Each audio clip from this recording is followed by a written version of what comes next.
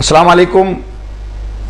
देखिए, अभी एक हफ्ता पहले रेलवे ने दो मस्जिदों पर नोटिस लगाया था और ये कहा था कि इनको 15 दिन के अंदर अंदर हटा लिया जाए, नहीं तो हम इसको डेमोलिशन कर देंगे।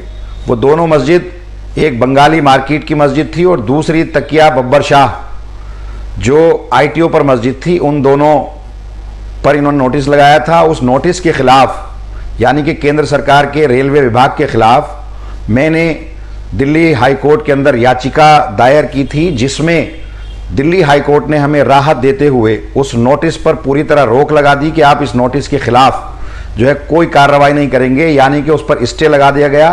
और 6 तारीख, जो 6 अगस्त है, तारीख दे दी गई और नोटिस में यह भी कहा गया कि आप जवाब दाखिल करें। जिस तरह से दिल्ली वक्फ बोर्ड कह रहा है कि आप कभी जो है रेलवे के नाम पर, कभी रोड चौड़ा करने के नाम पर, कभी किसी और चीज़ के नाम पर आप मस्जिदों को निशाना बना रहे हैं, आप इस तरह की नोटिस की कार्रवाई आगे आइंदा ना करें। और इसमें एक बड़ी फतह आज हम लोगों को मिली है कि जो आज एक तलवार लटकी हुई थी, लोगों के अंदर खौफ का माहौल था, डर का माहौल था।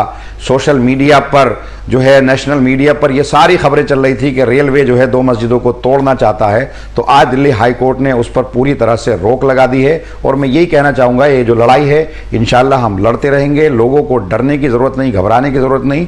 दिल्ली वक्फ बोर्ड ने अभी तक किसी भी केस को, इन 5 सालों में जब से मैं चेयरमैन रहा, इन 5 साल 6 साल के अंदर अभी तक कोई केस दिल्ली वक्फ बोर्ड ने हारा नहीं है। बहुत सारे ऐसे लोग हैं जो दिल्ली वक्फ बोर्ड को और मुझे बदनाम करना चाहते हैं, तो मैं तो उनसे यही कहूँगा कि भाई इस बदनाम करने में या दिल्ली वक्फ बोर्ड को कमज़ोर करने में, एक प्लानिंग के तहत, एक साजिश के तहत दिल्ली वक्फ बोर्ड को वो कमज़ोर कर रहे हैं। हमारी ज़ाती दुश्मनी किसी की मुझसे हो सकती है, लेकिन इस इदारे से किसी को दुश्मनी नहीं निभानी चाहिए। उनकी दुश्मनी की वजह से, उनकी साजिशों की वजह से आज दिल्ली वक्फ बोर्ड का बहुत नुकसान हुआ है।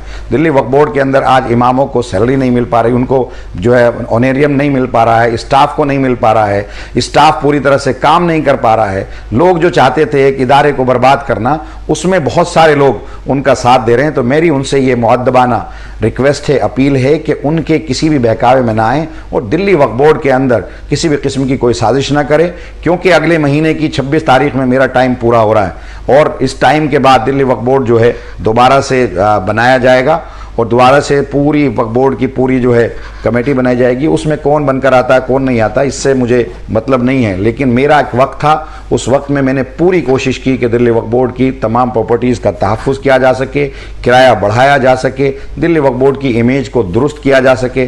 तो उसी के लिए मैं आप तमाम लोगों का, जिन लोगों ने दिल्ली वक्फ बोर्ड में रहते हुए या वैसे मेरी मदद की, दुआएँ की, उन तमाम का मैं तहे दिल से शुक्रगुजार हूँ। शुक्रिया। इन्हीं बातों के साथ मैं अपनी बात ख़त्म